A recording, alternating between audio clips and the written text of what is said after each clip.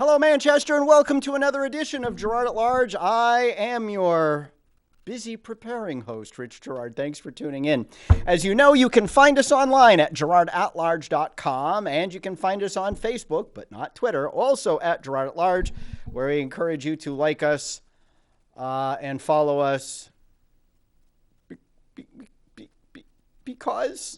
Anyway, we have a very busy and big show tonight. Lots of stuff happening here around the Queen City. And, well, some of it is going to be breaking some news here. As always, your calls are welcome at 640-3091. That's 640-3091. We'll be happy to hear what you have to say when you have to say it. All right, so where do we start? As we speak now, there is a hearing ongoing at West High School regarding the fate of Catholic Medical Center. For those of you who don't know, CMC is once again in the crosshairs of Dartmouth Hitchcock Health. They are trying, as they did 12 years ago now, to combine the two hospitals and their parent companies. Trouble is that once again, the rhetoric of those in favor of this combination does not match the reality of the documents. I have been in possession of the documents for some time. Bishop Labashi, probably because of my very outspoken opposition to the last time Dartmouth Hitchcock Health tried to take over Catholic Medical Center, asked me for my input on the pending combination. I did send the bishop a letter this week, since the state attorney general's office, the Department of Justice, is in the process of evaluating whether or not this combination is legal and should be allowed. It is my opinion that it is not legal and should not be allowed for a variety of reasons, which I detailed in the letter to the bishop, which I released publicly today, and you can find at girardatlarge.com. The upshot is this is not a combination that is going to leave Catholic Medical Center or any of its subsidiary holdings as freestanding entities with the ability to act as they see fit, either on matters of their Catholic mission or of their clinical services. When one takes a look at what's happening with Catholic Medical Center and and its acquisition by Dartmouth Hitchcock Health, it's clear that Catholic Medical Center will be integrated as a subservient subsidiary into a broader organization that is 100% controlled by Dartmouth Hitchcock. It's interesting, the combination of Dartmouth Hitchcock and Granite One Health, which is now technically CMC's parent company. It's interesting. Dartmouth becomes a co-owner of Catholic Medical Center, a co-corporate partner, and of its subsidiaries, but CMC does not become co-owner of Dartmouth or any of its holdings. What does that tell you? Dartmouth will retain a significant numerical advantage on the boards of directors or boards of trustees, not only of the entire system, but will have direct representation of 1/3 of the board members on any CMC, on CMC or any of its subsidiaries, and it will get to approve the other 2/3 of the nominees to the board, and at its will can either veto any nominee to the board, to the Catholic Medical Center board, or remove them for the benefit of the system. I go into a whole lot of detail about this at girardatlarge.com, and if you care about healthcare generally here in the city of Manchester, and not whether or not it's just Catholic healthcare, then you want to take a look at these documents, because really, for decades now, Dartmouth Hitchcock Health has been trying to get a hospital foothold here in the southern tier of New Hampshire. There was an affiliation agreement that failed with the Elliott Hospital. This is the second attempt that they've had with Catholic Medical Center. If memory serves me right, there was an attempted affiliation with Southern New Hampshire Medical Center in Nashua. There was a failed merger with the Leahy Clinic in Burlington. And at the end of the day, all of these things have fallen apart or fallen through simply because Dartmouth insists in every one of these deals that they have control over what happens locally at these hospitals. For whatever reason, they seem to think acquiring a hospital is better for them than building one, which I don't know why they wouldn't at this point, given the size of the medical center they have up on Wellington Hill. But this, as with the prior attempt by Dartmouth to take over Catholic Medical Center, is not as it is advertised. It is as stacked a deck as anything I have ever seen. And that does not bode well either for, in my opinion, the Catholic mission of Catholic Medical Center, but also for the services that are made available to Catholic Medical or to the community through Catholic Medical Center. Basically, the way this is going to work is that Dartmouth is going to have carte blanche to decide what services are offered at Catholic Medical Center. Everything from the clinical services offered to the budgets of the hospital itself and its CEO, really, president and CEO, are going to be determined solely by the system board, the board of directors of the overall system. So if you have concerns about this, I do post a number of documents with the article that you can go take a look at. The actual documents themselves are online at the Attorney General's website, which is doj.nh.gov. And you only have a few days to submit your comments if you'd like to. And that they would go to charitable trusts 2 at doj.nh.gov. It's interesting that neither of the candidates for mayor have weighed in on this. I suspect that, like past mayors, Joyce Craig is probably in favor of this. Dartmouth Hitchcock is really big, actually, in the whole abortion industry.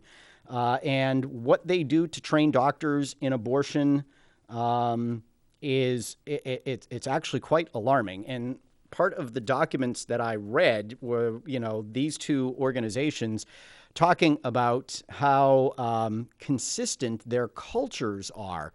An organization as hell-bent on abortion and euthanizing folks at the end of life and a whole variety of medical practices in between that are just repugnant to the Catholic ethic in healthcare.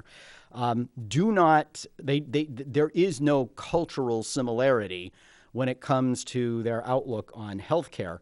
And this is a big deal because ultimately this is going to put in the hands of people in Lebanon the access that we have in healthcare here in Manchester. And I met with Dr. Pepe and Alex Walker, shortly after this thing was announced. They had me come in. And it was one of those conversations where they admitted that there is no financial reason why this merger needs to take place. Their argument was, CMC is doing so well, they can bargain from a position of strength rather than at some future point where they may have hardships, but they couldn't actually quantify, the sort of benefits financially or otherwise that CMC or the Manchester area would reap. Part of the argument has been, we get to, we lose so many people out of state that we need to combine forces. Well, how is combining forces going to do anything to add to the number of beds that are available for people to get care in state versus out of state? Now, CMC's expansion is going forward, the merger notwithstanding. That was announced before the so-called combination thing. But at the end of the day, there's no compelling reason here why this needs to happen because there's nothing wrong per se, financially, clinically, or otherwise, with Catholic Medical Center. And so this is, in my opinion, just another ruse perpetrated on the people of Manchester by Dartmouth Hitchcock Health with willing accomplices at Catholic Medical Center to take over a hospital. All right, Jack, you're on the air. Thanks for calling in. Oh, you're quite welcome. Thank you for the opportunity. One thing I wonder about, well, a couple of things. First of all, relative to what you're saying about this proposed merger, do we not still have in the state a New Hampshire hospital board or something that has to approve it? That's the Certificate of Need Board, I believe, and I don't know that they have a role in approving mergers. They have a role in expansions. If Dartmouth wanted to build a hospital in the Manchester area, they would need the CON. They would need the a certificate of need from this board saying it was okay. It's a very anti-competitive thing that actually most states have done away with. But it still exists here in the state of New Hampshire, and really all it does is it protects monopolies and markets for hospitals that have them. But governments are very good at doing right. But because they're both non-profit or charitable organizations, But because they're both charitable organizations, the Attorney General's office does get the opportunity to weigh in and determine whether or not it can happen. And they're evaluating now, and that's what these hearings are. Interestingly, I think the hearings end this week. The one tonight in Manchester might be the last one. And they're going to announce their decision on, I think, sometime next week, Jack. So my guess is the hearings are, so much window dressing for a decision that likely has already been made. And not for nothing, I did submit my letter to Bishop Labasi, to the Attorney General's office. So my comments are formally, for what they're worth, on file. Yeah, well, I think it's interesting the way these charitable organizations have developed. I really don't see them as charitable organizations anymore. But the other thing I wonder about, and I've never seen anybody raise this question in the press or in the radio or television, and that is, we have this big fuss over Hobby Lobby and the Little Sisters of the Poor. Yeah. Being harassed and prosecuted, I think I could say persecuted, over not providing the insurance coverage for their employees that includes abortion, the so-called contraceptive mandate. And, of course, especially with the Little Sisters of the Poor, that goes against their religion. And I don't think the Little Sisters of the Poor are any danger of getting pregnant. Well, no, it's about their staff. No, I know. It's about but anyway, so I wonder. I believe we have a state law that Governor Shaheen, in her days as governor, signed into law that requires, insurance coverage for employees to include coverage for contraceptive and abortifacient and sterilization and whatever services. And I wonder if our Catholic institutions here in this city, Catholic Medical Center, St. Anselm College, and down the road in Nashua, Riviere College, and other Catholic institutions have abided by that, or if they are refusing to do it, and the state's simply not pushing the issue. Yeah, that I couldn't tell you. But I think it's a cultural surrender. My guess would be that it's been a cultural surrender on the part of those Catholic institutions. And, to not make waves and to make nice with the government because they get, government money through Medicaid and other things. Yep. So I don't know. And finally, as far as your political career, you may get to be mayor one of these days, but I would like to see you back on the school board. Of course, as you pointed out, if you get to be mayor, you'll be chairman of the school board. Exactly. But I don't know. It's been so long since I've attended a school board meeting that. Victoria Sullivan wants to see me back on the school board too, Jack. In that meeting that I mentioned that we had with Corky Messner, where I was, too morally unacceptable to support. She couldn't look her children in the eyes and know that she supported me. She did, however, encourage me at that meeting to run for the school board, because I knew so much about CRT. So apparently I wasn't morally reprehensible. Apparently I wasn't morally reprehensible enough to not be a school board member, but completely out of the question to be mayor. Well, if anyone is too morally reprehensible to be on the school board, that's pretty bad. because Yeah, this is the board that adopted that transgender policy that's absolutely insane. yes, which, by the way, And I was the only candidate for mayor who opposed that policy, and I did so very publicly. Joyce Craig supported it, as we all know, and Victoria Sullivan was AWOL on the topic altogether. She issued no statements. She said nothing about it. So I guess we're going to... She is a log cabin Republican, is she not? Yes, she is. And is she a nominal Catholic? From what I understand, she left the church some time ago. She often tells people that she belongs to some black church somewhere. I don't know where. I think it's the one in Plaistow where the pastor got shot. No, I'm serious about that. But well, it's her business, of course, but I don't believe in churches that are color coded.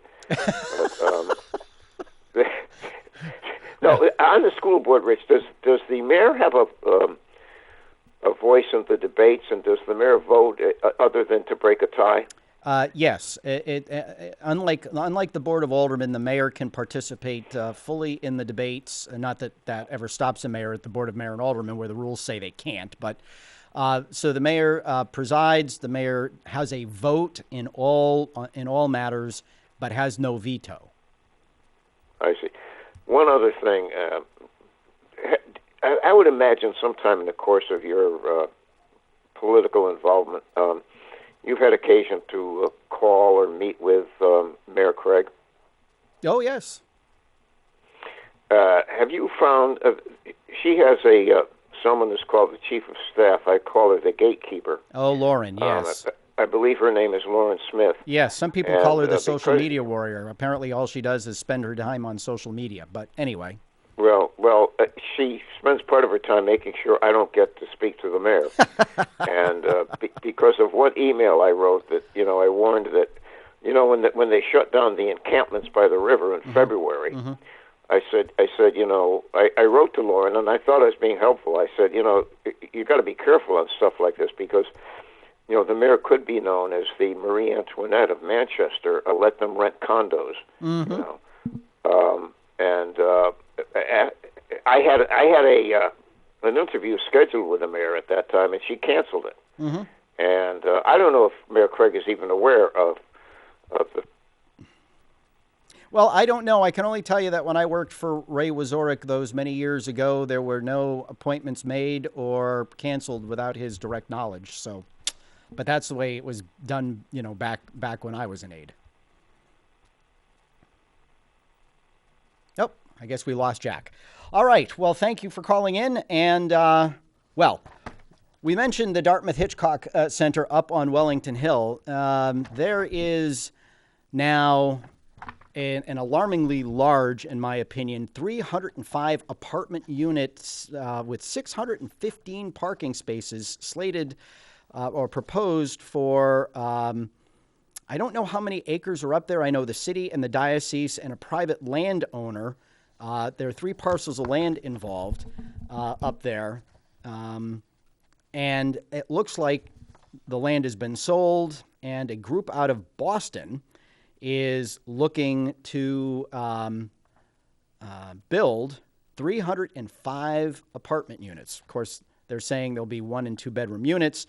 And they're going before the zoning board, I believe, on October 14th because they need a variance to build these apartments. They're looking for a variance to allow multi-family residential in the R1A zone, allow 3 or 4 story buildings where 2.5 stories are allowed, and allow a building height of 56.6 feet where 35 feet is allowed. Folks, this is a disaster. And it continues a trend in Manchester of urbanizing our suburban spaces and creating instability in the city by creating transient housing. What is transient housing? Transient housing is housing where people don't stay very long. Of course, the whole "we need workforce housing" thing is at play here. Oh, and back on the thing we were talking about. So neither mayoral candidate has weighed in on the CMC matter, And honestly, they really should, because the impact on healthcare here in the city of Manchester, in the Manchester region, could be and is likely going to be profound if Dartmouth Hitchcock takes over Catholic Medical Center. So go to girardatlarge.com. You can read my letter to the bishop. Everything that I write is documented within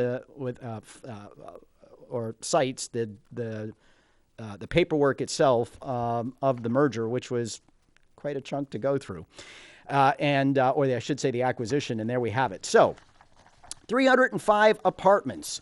Now, first off, I got to tell you, I will probably go to that zoning hearing and testify against it. One of the things that they're looking to do is punch through a road that goes to the backside of that Wellington Hill development and put it out onto Smith Road. Smith Road is a road that's pretty near to my house, and it's one that I use rather frequently. And there are already 1,000 units up there on Wellington Hill. And now they want to increase that by 30%. If they think that that is not going to have an impact on traffic on Smith Road and the residential neighborhoods that are around there, they're crazy. And I don't think that's good. But there are several issues with this. First, I want to read to you what the R1A, because currently this is a single-family zone. Now, I've talked to you about the master plan and how the master plan recommends getting rid of single-family zoning to increase density. Now, I'm sure, though I haven't seen the paperwork, that one of the arguments that is going to be made here is, hey, listen, our proposal here is in line with the master plan, which says we should get rid of or reduce the single-family zoning we have here in the city. So the R1A district, which this currently is considered medium density. The purpose of this district is to create stable, lower density neighborhoods of single-family homes on larger lots served by public water and sewer, characterized by minimum lot sizes, lot widths, setbacks, and yard requirements that are greater than those found in the higher density R1B district. Okay, so basically, the minimum lot size is 12,500 square feet. So you're talking about lots that are 100 by 125 feet. When I lived on Moore Street, I had a lot that was 100 by 125 feet. That's a quarter of an acre. It's a nice size. It's a nice size lot. Okay, it's very comfortable for a family. You have a little bit of elbow room between yourself and your neighbors. It's the kind of thing that middle-class folks like to have. And we've already discussed on this show the flight of the middle class and how many people have left the city. Only 46,000 people commute into the city each day from our surrounding towns, where at the end of the day, they return to those middle-class neighborhoods that they live in that have a little leg room for their kids to run and play and a little space between their neighbors. So transient housing is housing where people don't stay very long. Apartment complexes like this do not tend to attract people who put down roots in your community. There are people who are here for a short period of time or for a specific reason. Nobody's going to look at a 2-bedroom garden-style apartment and go, oh, honey, let's raise our children here. No, and it's just simply not going to work. So aside from the fact that this eliminates a significant a significant amount of single-family housing that could be built, I got to tell you, I think this is anti-refugee. Yes, I do. Because the R1A zone, according to the zoning ordinance, is one of the areas in the city where keeping domesticated chickens is allowed. And little known fact, and I'm not actually joking about this, a lot of folks who are refugees who are used to living with livestock, domestic animals and whatnot, there have been instances all over this city where folks have tried to keep chickens in, very tightly dense, 3-family neighborhoods. I know a landlord who had some refugees where they kept the chickens in the kitchen. Oh, yes. So, we're harming our refugee population by taking away an entire area of the city where domestic chickens are allowed, but I digress. But, Manchester, quite honestly, has enough apartments, and especially when you take a look at the what they're doing down in the Gaslight District across from Market Basket, right? So the old Varick building, I forget 200 some odd apartments are going in there. You've got across Elm Street where another, I think, 65 apartments are going. They just up near the Courier Gallery of Art, a couple blocks from my house, granted a variance for one of the Courier's former buildings. That's going to be a whole bunch of apartments. I mean, we got apartments coming out of our ears.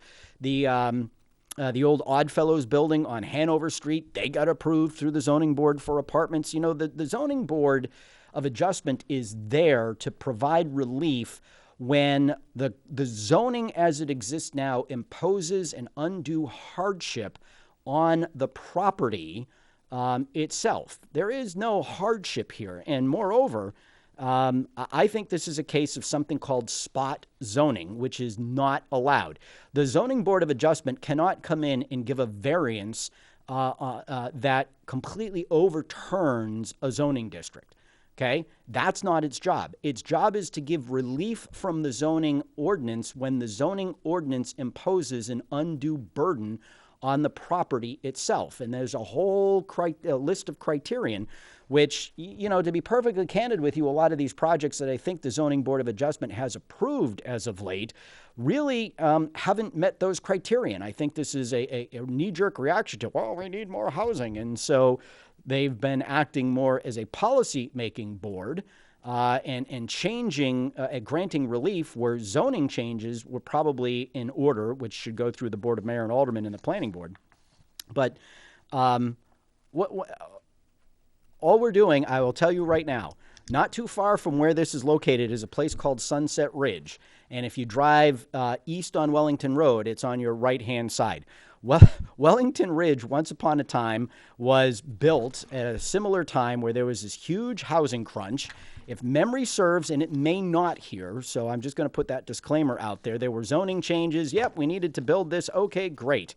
Then the economy tanked, and Sunset Ridge went all Section 8 housing, which completely destroyed the demographic at the Weston Elementary School, which within 3 to 5 years of it going Section 8 went from a 17% poverty rate to a 47% poverty rate. I know this because I was on the school board when the principal of Weston Elementary came before the Curriculum and Instruction Committee, of which I was a member, and said, gee, we'd like permission to be a Title I school. And I said, really? What happened? She said, well, Sunset Ridge went Section 8, and all that tax credit housing got built on Carratzis Ave. What's tax credit housing? That is government-sponsored through the private sector, low-income housing that's got income restrictions on it. So, boom, there you go. If you build it, they will come. Now, people are going to argue, well, it's 1- and 2-bedroom apartments. There won't be that many kids.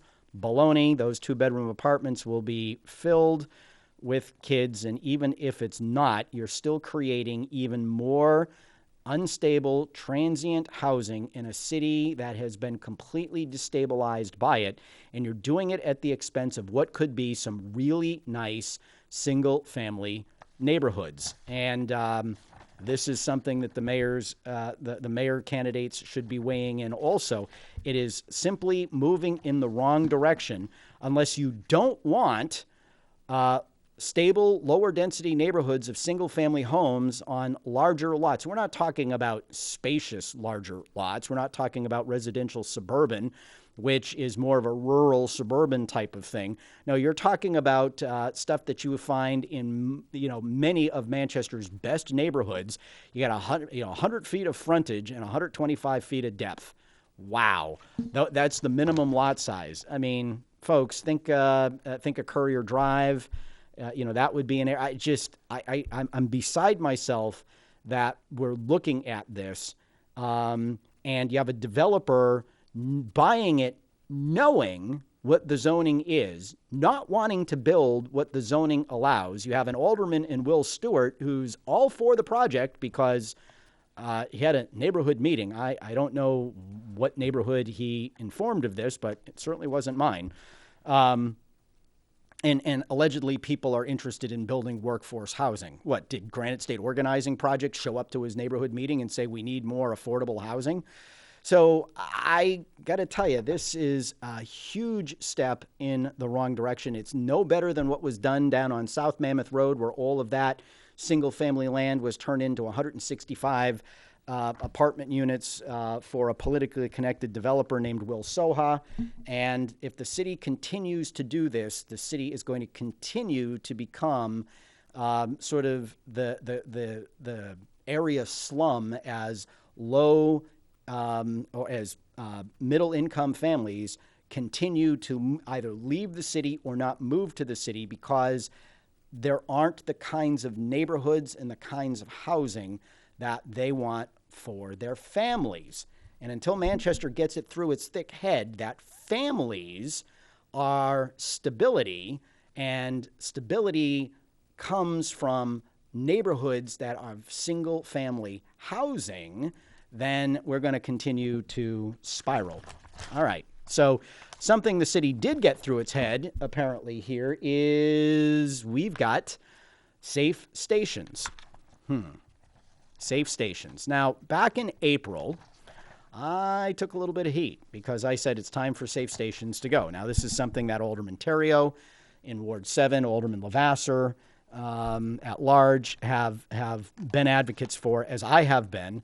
And I was before I was a mayoral candidate. I'd raised the question of safe station a long time ago, but then something happened. I became a mayoral candidate, and in April I released a plan to crack down on homeless vagrancy and recognized, as I think most sane people do, that safe station was a magnet for a criminal element that followed addicts to the city, many of which ended up on our streets as homeless vagrants. So now we have a new fire chief, and it's interesting to me how this is working because the new fire chief is the one that put out the word that safe station is done as of Monday morning, 8 o'clock.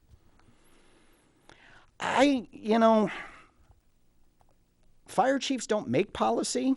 I remember when Alderman Terrio brought up closing safe station at the Board of Aldermen, and Chief Goonan, defiant, if you vote to close this, I will defy you. I won't listen. I'm not going to put people's lives at risk. Now this guy wants to be an alderman, right? I can only imagine what his response would be if a department head told him to crap in his hat and pull it over his ears because he wasn't going to follow the directive of the board. I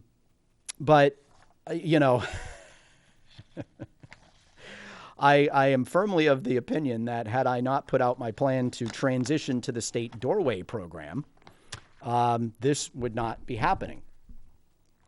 Now, whether Chief Parent did it on his own in consultation with the mayor, I don't recall that there was anything that came before the Board of Mayor and Aldermen that said, yep, let's wind it down. In fact, the last thing I remember is those conversations ended with the board saying, no, we're gonna keep it going with the full-throated support of Mayor Joyce Craig. Okay, fine. So now, because someone can call 211 24 hours a day, 7 days a week, allegedly, we can now move on and close safe stations and transition to doorways. I had some troll on my Facebook page because I posted about this saying, well, they couldn't do it because it wasn't 24/7. Nashua did it. The moment the doorway opened in Nashua said, okay, we're done with safe station. Everyone go to the doorway. Wasn't 24/7 the doorway down there. Of course, our doorway is Catholic Medical Center, and last I knew, Catholic Medical Center was open 24/7. Yeah, they have an office on Rogers Road, but seems to me if Catholic Medical Center is where your doorway is, you've got the 24/7 thing covered. That's 24 hours a day, 7 days a week for those of you who live on the edges of Pinardville. And those would be the non-French Canadian Catholics on the edges of Pinardville, just so we're clear about who we're talking about. And so now everyone's, including Goonan, is like, hey, this is great. This is the logical next step. Really? The only thing I can tell you is, looks like it's silly season. Looks like the election got to some of this. Is the second major issue of which Joyce Craig has done a complete and total about-face in response to pressure brought by opposing candidates' positions. The first being the sober homes, right? Remember the sober homes. Her old position is Victoria Sullivan's new position, which is, we need these things to fight the opioid crisis. Now she's all about enforcing the laws. asterisk, well, the state doesn't need to do anything, as virtue, witness the fact that people who have brought this to the zoning board have won because there are regulations in place. I don't know what to tell you, but allegedly, Safe Station is done. And I say allegedly because, to be perfectly honest with you, I don't trust that they're really serious about it. Only time will tell. Because, this article in the Union Leader talks about them still having these mobile units, and they're still doing the outreach, and et cetera, et cetera, et cetera. But speaking of the fire safe stations in the fire department, Joyce Craig got the endorsement of the fire unions today. Now, notice they did not endorse in the primary. They waited till the general, and my guess is, given that they're really not a fan of how Joyce Craig treated them over their contract, they probably figure Joyce Craig is going to win, and they're sucking up. But once again, as was the case, I think 4 years ago, we have Joyce Craig going to a firehouse during. Well, I guess firehouses are open 24/7, taking pictures with firemen and fire trucks and violating fire department policy. There are actually policies that prevent the use of fire stations and fire apparatus and on-duty personnel for political purposes. But I guess, hey, when you're mayor, you get to do that kind of thing. All right. So moving right along here. We have the Board of Mayor and Aldermen this past Tuesday voting to accept another $11 million from the state in school aid, and instead of putting it or any portion of it to the tax rate to offset the impact of the revaluation on beleaguered homeowners, they gave the school district another $11 million to spend in this year's budget. Now, just a little recap for you folks. The school district had $173 million appropriated to it, not counting $26 million in federal aid that they're spending all this year, which brings us to just about $200 million in money that they were already going to spend this year. And there was some leftover money from prior years, which totaled about another $5 million. So we're at $205 million. Now we add this 10.8, we'll call it $11 million, and suddenly we're looking at roughly $215 million that the Manchester School District will spend this year on the children. And one of the laughable moments, and I literally laughed out loud, when they said that the use of this one-time money from the state will replace the use of $5.8 million of the $26 million in one-time money from the feds to keep school staff on the payroll, right? Because they had a shortfall in the budget, and rather than deal with the shortfall in the budget by adjusting staff or other expenses, they decided to use one-time money to carry over that fiscal cliff. And here we go again. But the good news is because they're expecting to lose $2.5 million of this state aid next year, they're going to take that $2.5 million and put it into one-time expenses like technology. It's like the third or fourth year in a row we've had one-time money go to technology, which goes to tell you, I wonder, speaking of which, I did a follow-up with the superintendent to find out how many of those 600 some odd missing Chromebooks had come back. He said he would get back to me because the person who had that information was on medical leave or something like that. That was a month ago. Anyway, so the long and the short of it is, last year the school district got $183 million. Okay, so there is a, that's $32 million increase in school spending this year, including carrying over staff. And by the way, part of the shortfall that they said they had was shortfall that they really didn't have, because they said they were factoring in a reduction of $4 or $5 million for loss of state aid based on enrollment in the free and reduced hot lunch program. They completely and totally ignored the governor and every piece of budget legislation that had a hold harmless clause that said, we're going to pay you based on last year's free and reduced hot lunch numbers. But hey, the city, in a bold move, decided they were going to continue the program that gutted the free and reduced hot lunch enrollment numbers by giving everybody free and reduced hot lunch, or free everybody, regardless of whether or not they qualified, free lunch. So once again, we have a situation in the city schools where we are not actually enrolling people in the free and reduced hot lunch program so they can be we can get state aid for them, because we're just giving it away free to everybody. But that's okay, because we've got a $32 million increase in spending this year over last.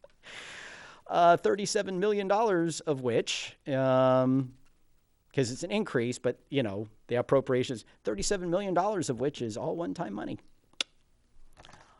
I'm glad I lost by 126 votes, almost. Only 3 aldermen opposed doing this. It was Ed Sapienza in Ward 8, Alderman Sebastian Sharonov in Ward 6, and Alderman Joe Kelly Lavasser. All right. So I want to talk about what's been happening since the primary.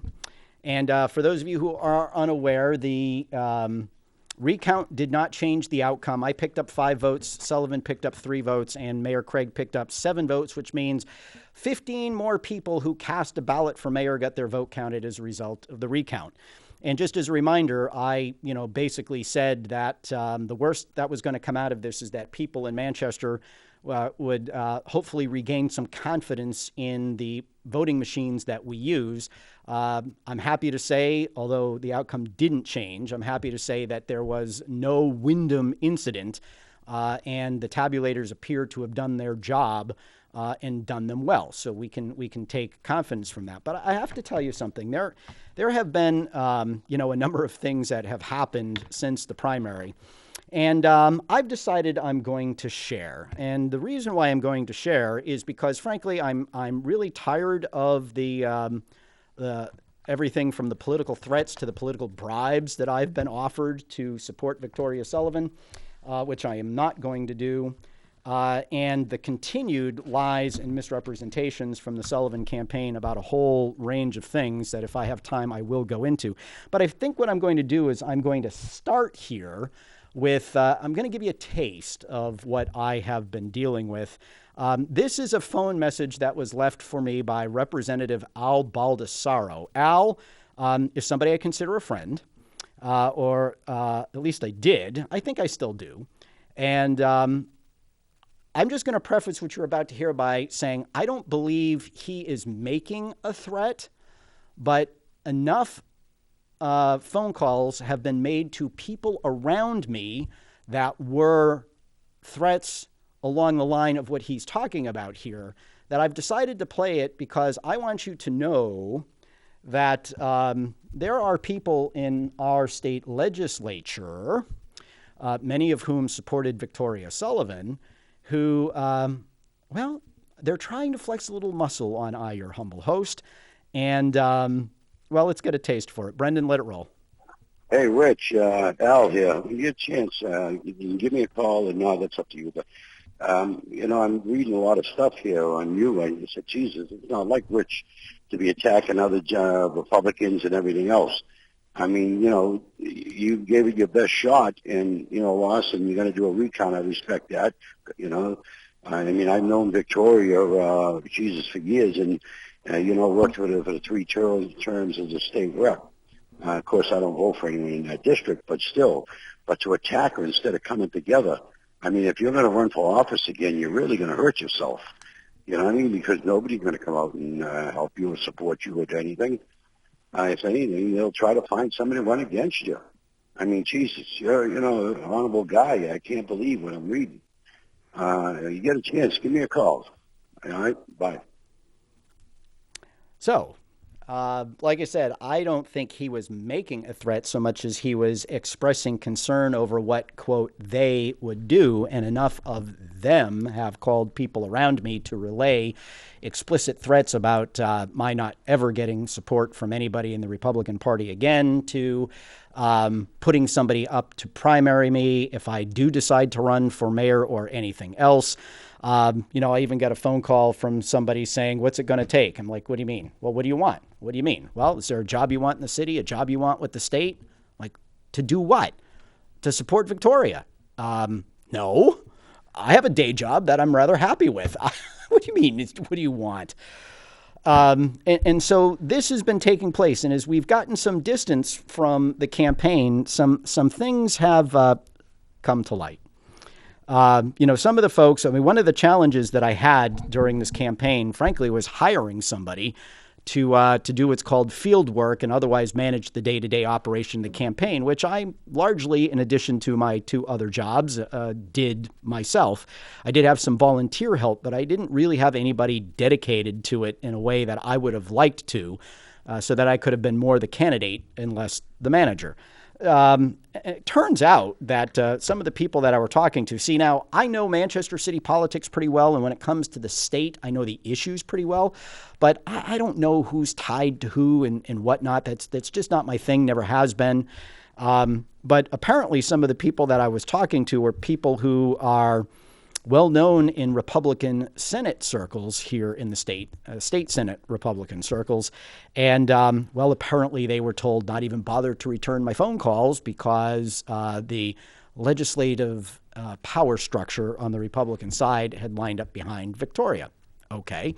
There was another fellow that I was speaking to who had run for a congressional office who told me he was staying neutral in the primary. He wasn't going to get involved. Okay, I respected that till I saw him at a polling place on election day, and then I read Victoria's finance report and saw that he was not an inconsequential contributor. And one of the folks that I was suggested to talk to was one of his staff aides when he ran for Congress. And this fellow who I spoke to twice about that staff aide said, "Oh, would be a great opportunity for so-and-so. Let me talk to him and make sure he returns your phone call." Yeah, well, now I know why he didn't. So there are all kinds of these little games that were being played, and that's fine. But this is the kind of stuff now that's being played with. And I've decided that sunlight is the best disinfectant, as we say in government circles. Air it out, let people know.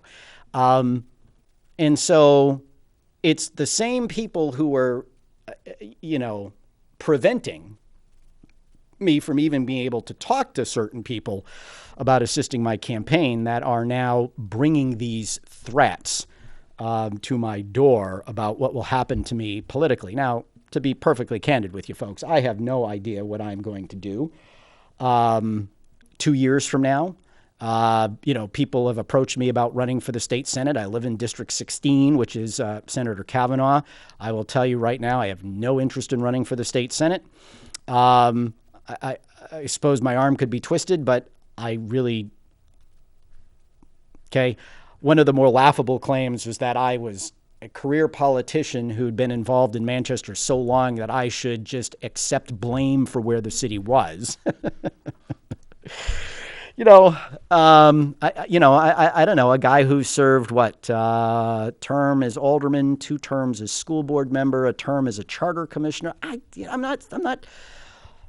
Elective office in and of itself has never been a goal for me. I've run when I've believed there's a reason for me to be there, to put what I can towards it. And when the reason either didn't exist anymore or personal, family, business matters called, I went back to that personal, family, business life. When I left the school board, it wasn't with the plan of running for mayor. If it was, the campaign would have been entirely different than it was. And to tell you I'm sitting here going, gee, I'm definitely running 2 years from now, I'm not that guy. I'm going to see what's going to happen over the next year and a half, or whatever period of time it takes to sort of understand the lay of the land. We're going to see what happens in November. I think I know what's going to happen there, but and we'll see where the city's at. We'll see where I'm at. We'll see who else is interested. There are all kinds of things that go into this. So people threatening my political future, it annoys me because it's like, really? You wonder why good people don't get involved? Aside from the fact, I think I shared with you, right? My wife has sworn at me twice or sworn in my presence twice in the 26 years I've been with her. Once was, about a decade ago on a matter that we've discussed here on the show multiple times. And the other was reading the social media posts that Victoria Sullivan, Tammy Simmons and company were putting out all over Facebook, the weekend before the election, which was just really sort of the crescendo of everything they had been doing on social media over that period of time. And it's another reason why I'm not going to support her. I mean, at some point in time, the irony here is I remember well, as I'm sure you do if you follow politics, the congressional primary between Eddie Edwards and Andy Sanborn, where Eddie Edwards, flat out said that Andy Sanborn, the senator from Bedford, was of so low moral character that he would not endorse him if he had won the nomination. Victoria Sullivan was an Eddie Edwards acolyte. She took particular joy in lampooning or harpooning Andy Sanborn for his alleged, character flaws and faults, stuff that I interviewed him about on my radio show and gave him the opportunity to answer. And I was satisfied with his answers. And whether you were or weren't, some of the stuff was just this ridiculously personal stuff that had no business in anybody. So they did the whole slash and burn on, scorched earth character assassination on Andy Sanborn and proclaimed loudly that they would not support their opponent, if he won the primary. And they did the same thing to me. So Mike Biondo is a constant here, her campaign consultant, who really has been with her since April, but according to her finance report has only been paid once. Over these many months since then. Interesting, don't you think?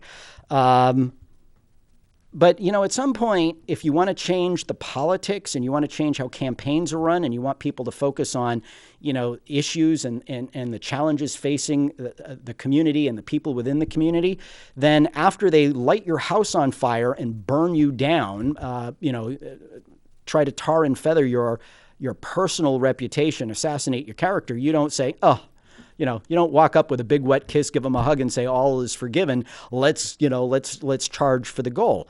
Now that to me, I mean, I have 5 kids, and I learned pretty early on that if you reward the temper tantrum, you get another one, because the temper tantrum is, in the minds of the child who threw it, what got them what they wanted. No. Not that this was a temper tantrum, but this is a pattern of politics, and it's a pattern with Mike Biondo and Victoria Sullivan, among many others.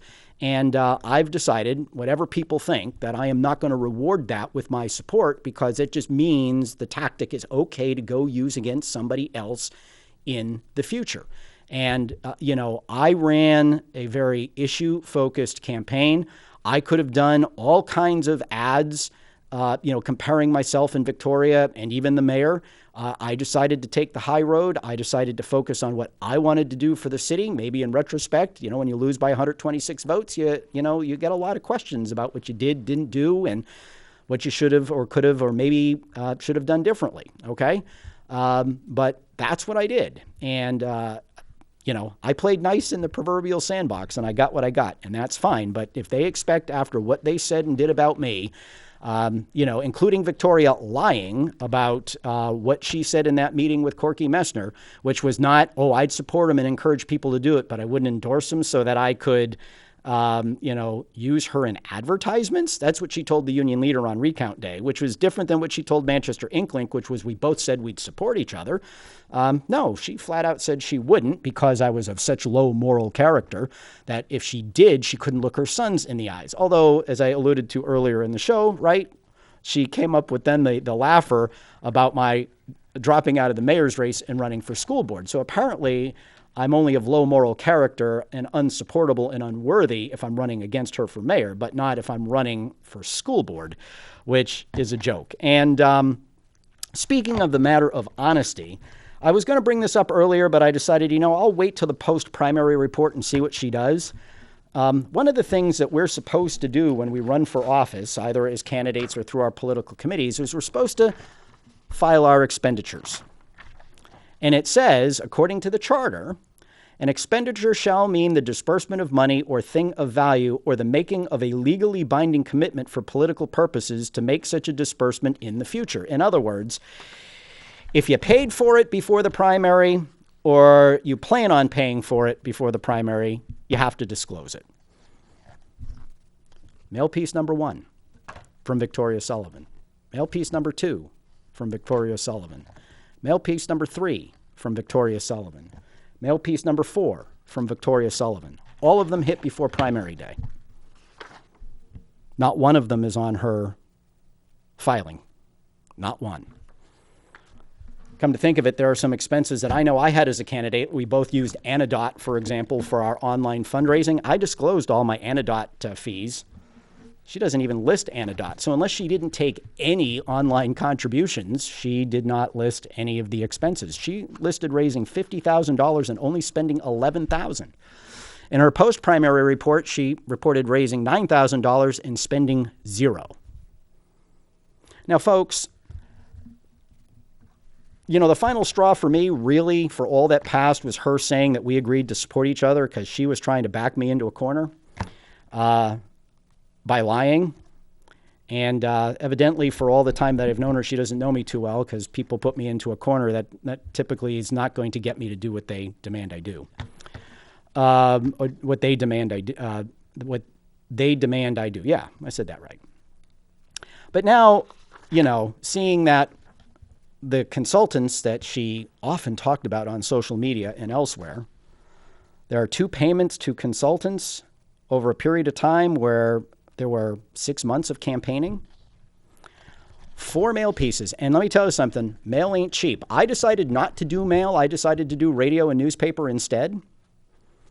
For a variety of reasons, but to not have any of these 4 even listed on her expenditure sheet, either in the primary or in the general, it's just flat out dishonest. Now, I'm bringing it up also because I got a phone call from the Manchester Inklink. They wanted my comment on the fact that she didn't report those mailings. I gave them one. They still haven't reported it. I'm not sure why. But according to Andrew Sylvia, the Manchester Inklink reporter, it's because they wouldn't give him an on-the-record comment. So you're not writing the story because they won't give you a comment on the record? I said, isn't that part of the story? Anyway, so they aren't listing their Anodot fees. And by the way, it's 4% plus 30. Every transaction on Anodot, you give up 4% plus 30 cents as a transaction fee.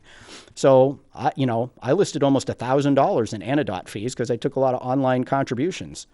Gee, we've had a consultant on the payroll since the campaign started, but we're only showing 2 relatively small payments. And if you take a look at what they got paid in her last campaign, this doesn't make any sense. Makes you kind of wonder what else they're not reporting, huh? Not to mention the fact that if you look at my expense report and hers, you'll find that almost all of the money I spent was locally. Almost none of the money she spent was local.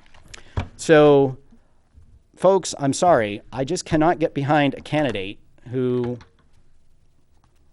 is so willing to not be truthful, not follow the rules, not disclose stuff. I'm sure they think they're being cute. It makes it look like they've got, roughly $50,000 cash on hand, ready to make that final push when they don't. I don't know why, but I just, we can talk about whether or not she's actually qualified to do the job, but you can get help with policies and positions. I gave her a lot of help 2 years ago.